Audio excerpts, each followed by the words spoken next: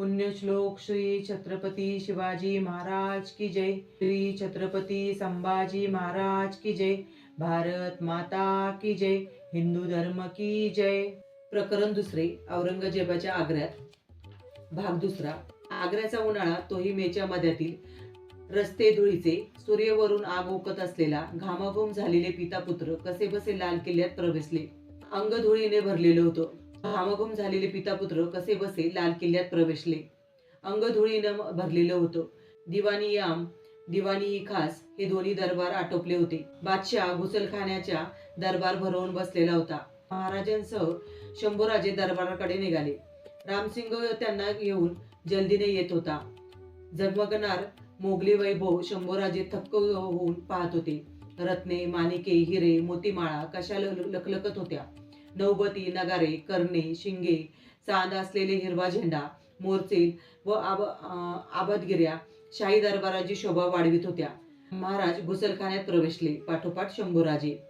हजरत सलामत किबलाए दिनो दुनिया अबुल मुजफ्फर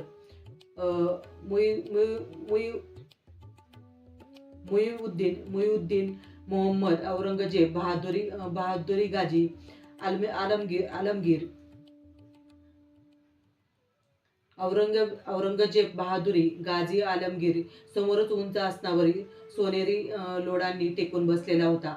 आयत्याशी शहाजादे व वजीर जाफर खान बसलेले होते. उर्वरित सरदार दर्जानुसार 6,000, 5,000 व 4,000 ओळीत अदबीने उभे होते.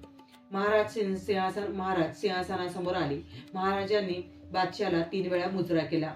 रीतीनुसार नजरनिसाराचे द्रव्य अर्पण केले. महाराजांच्या पाठोपाठ शंभूराजे सिंहासनावरती आले. चांदीच्या ताटातील द्रव्य रुमालाने झाकून सेवकही त्यांच्या मागोमाग आला. शंभूराजे केवढे भाग्यवान! वयाच्या अवघ्या 9व्या वर्षी मोगल सम्राटाला एवढ्या जवळून पाहण्याचं भाग्य त्यांना लाभलं. किरकोळ बांध्याचा, मध्यम उंचीचा व गव्हाळी वर्णांचा आणि चेहऱ्यावरील गोल दाढीमुळे रुबाबदार दिसणारा बादशाह, शरीराच्या मानानं काहीसं मोठं असलेलं त्याचं नाक पाहता क्षणीच नजरेत भरले. शंभूराजांनी वडिलांप्रमाणेच बादशाला 3 वेळा मुजरा केला. सेवकाने काढून दिलेल्या 500 मोहरा व 1,000 रुपये बादशाला नजर केले. 2,000 रुपये निसार केले.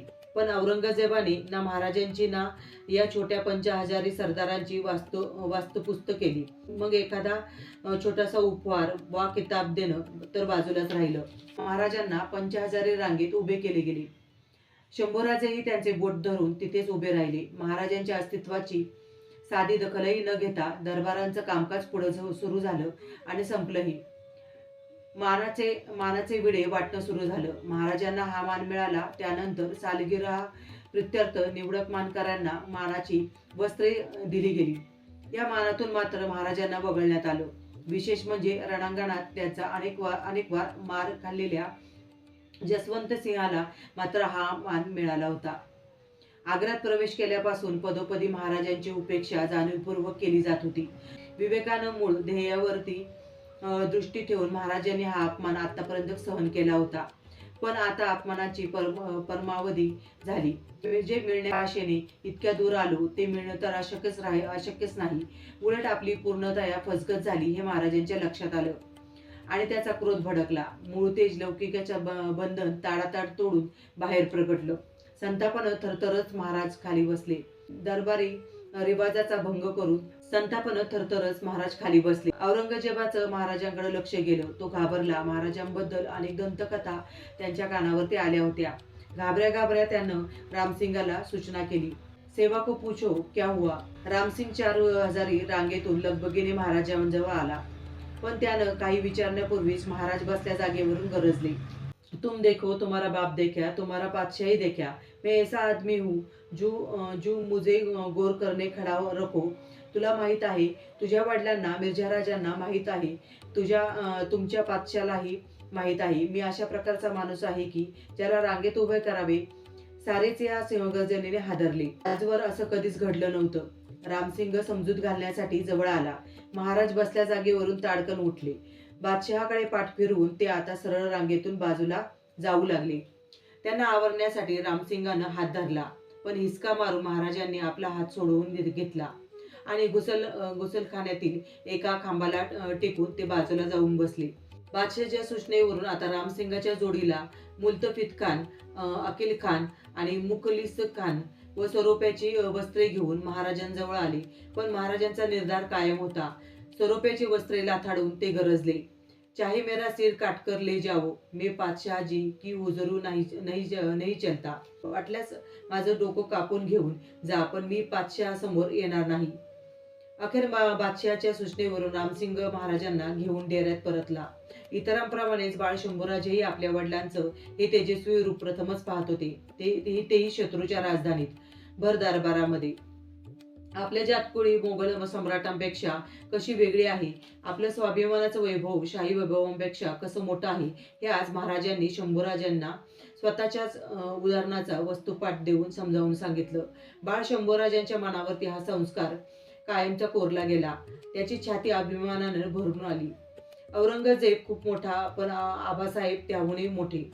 सायंकाळी रामसिंगानं आणि इतर शाही अधिकाऱ्यांनी महाराजांची समजूत घालून त्यांनी उद्या दरबारात यावं असं सुचविलं. धोरणी महाराज उतरले. उद्याच्या दरबारात माझा पुत्र शंभूराजा माझा भाऊ रामसिंगासोबत येईल. प्रकृती अस्वस्थामुळे मी उद्या येणार नसतो, तरी पुढे अवश्य येईल. दुसरा दिवस उजाडला. सकाळच्या दरबारामध्ये महाराज गेले नाहीत. कबूल केलं असतं तरी शंभूराजांनीही त्यांनी सकाळी दरबारात पाठवले नाही. रामसिंग एकटाच आलेला पाहून बादशाहने विचारलं, सेवा आएगा? उसको तप है, सो आज न आवेगा. रामसिंग उत्तरला. रिवाजानुसार दरबारी मनसबदारांना सायंकाळी पुन्हा बादशाह मुजऱ्यास जावे लागे. त्यावेळी संध्याकाळी रामसिंग निघाला व त्यावेळी मात्र महाराजांनी शंभूराजांना त्यांच्यासोबत पाठविले. पुरंदर तहानुसार शंभूराजे 50,000 शाही मनसबदार होते. बाळ शंभूराजांना पाहून आज मात्र औरंगजेब सुखावला. त्यांच्याशी कौतुकाने बोलला. शंभूराजांना सरोप्याची वस्त्रे, रत्नजडित कट्यार भेटी दाखल दिली. एवढेच नव्हे तर खुश झालेले बादशहाने मोत्याची माळही शंभूराजांच्या गळ्यात घातली. त्यावेळी कुणालाही कल्पना नसेल की मोत्याची माळ कंठात घालणारे हे हातच पुढे शंभूराजांचा कंठच्छेद करणारे आहेत. महाराजांनी औरंगजेबाला उभ्या आयुष्यात पाहिले ते एकदाच. शंभूराजांनी मात्र एकूण 85 दिवस 167 वेळा पाहिले. आग्र्याच्या मुक्कामात रोज अखेरीत पुन्हा एकदा. आग्र्याला असताना शंभूराजे रोज सकाळ संध्याकाळ रामसिंगासोबत दरबारी जात. शुक्रवार सुट्टीचा दिवस असे. महाराज मात्र पुन्हा दरबारात गेले नाहीत आणि त्यामुळेच औरंगजेब दिवसला गेला. महाराजांचं काय करायचं याचा अखिलशाही खलबतखान्यात रात्रंदिवस सुरू होता. महाराजांच्या शिरावर मृत्यूची तलवार टांगू लागली. विलक्षण तणावात एक दिवस पुढे सरकत होता आणि अखेर ज्याची भीती वाटत होती ते घडलंच. ज्येष्ठ शुद्ध द्वितीया दिनांक 25 मे 1666 सकाळचा दरबार आटोपून शंभूराजे रामसिंगासह मुक्कामावर परत आले आणि थोड्याच वेळात सिद्दी पोलाद खान 1000 सैनिकांसह महाराजांच्या डेऱ्याजवळ आला.